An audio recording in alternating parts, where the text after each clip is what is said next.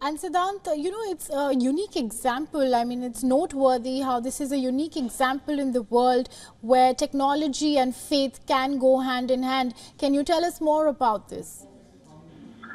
Yeah, of course, that is an example. That's a big example of how technology has been the focus area. But India has been leading the digital revolution in many senses. Now, as the Indian External Affairs Minister has pointed, and as we all know that we use less of wallets and more of UPI these days, even for small purchases, rupees 10 to rupees 1,000 to rupees 5,000, and this is because of the ongoing India digital revolution. And Ayodhya obviously is not going to miss that. It is the heart and soul of the province of Uttar Pradesh, which is the most populated province of the country. In fact, as they say, it's an old political age that the road to Delhi goes through Lucknow, but it also goes through Ayodhya as well today. So essentially, that is something that will be closely watched. And of course, there is the Mandir politics as well, not only Ayodhya Mandir, but also remember the BAPS UAE Mandir in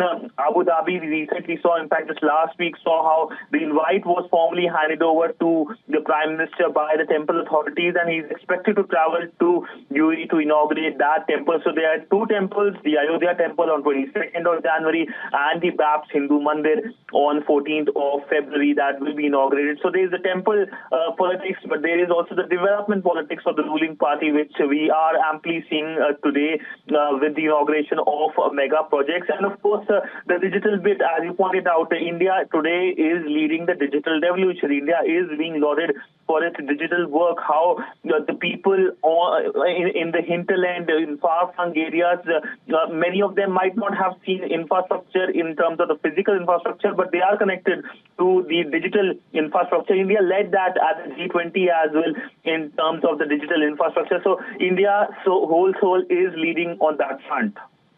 Yes, Siddhant, and Ayodhya has also been an important center of culture and arts for centuries.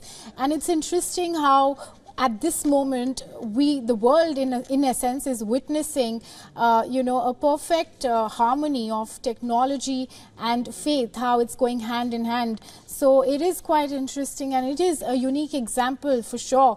And Ayodhya has been an important center for arts for centuries, and the city has a rich tradition of music, dance and literature, and has produced many renowned artists and scholars over the years.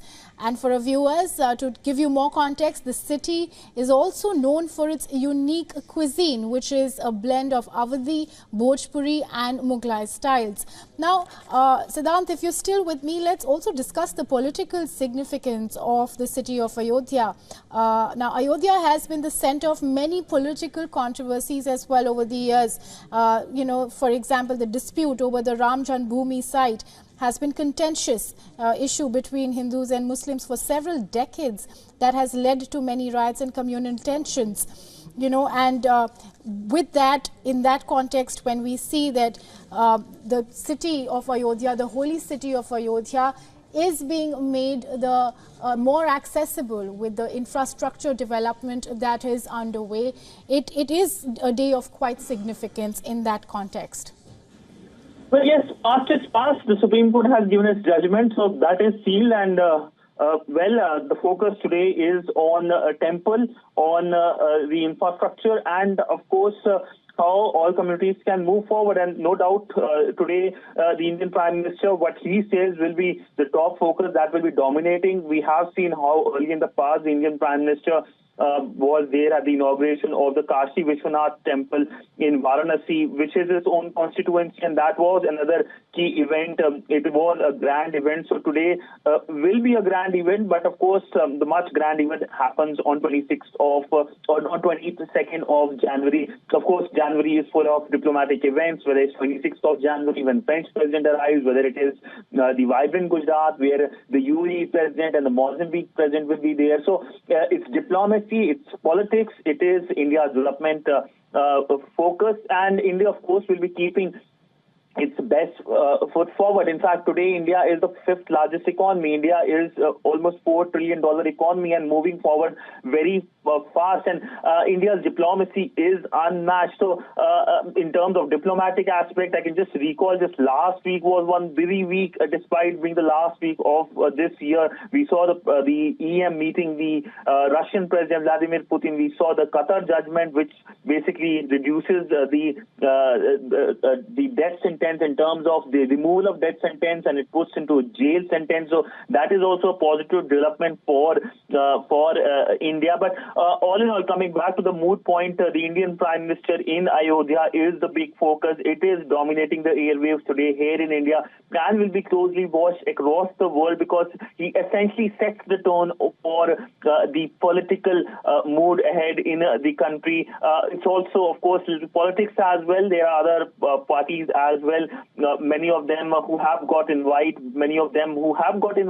and they have said they will not be joining the inauguration, and that, of course, also sends out a message to the electorate. So essentially, a big packed day today, but expect big packed days next 2 months as India goes ahead for the mega general election, which is essentially the dance of democracy, the largest number of people going to vote in anywhere in the world. It is the largest political exercise in many senses, and something that has inspired the world across, and how India has been able to put itself at the center of the democratic discourse, the mother of democracy, and that is something that we will see from April to May onwards when India goes to polls.